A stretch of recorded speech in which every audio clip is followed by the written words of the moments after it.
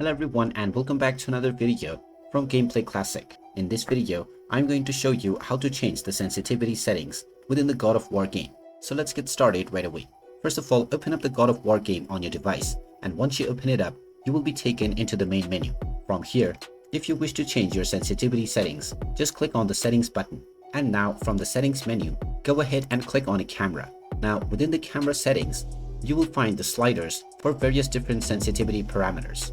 You can simply click and then drag to the left or right in order to decrease or increase the sensitivity. You may do this for all of the parameters within the camera as well as the aim camera options. After choosing your desired sensitivity level, you can simply go back and then try starting your game, and you will now notice that your chosen sensitivity settings has been applied to your game right away.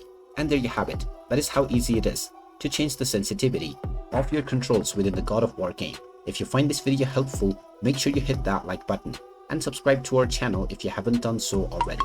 Also ring that notification bell to never miss another update from us. Thank you for watching, and I will see you again in the next video.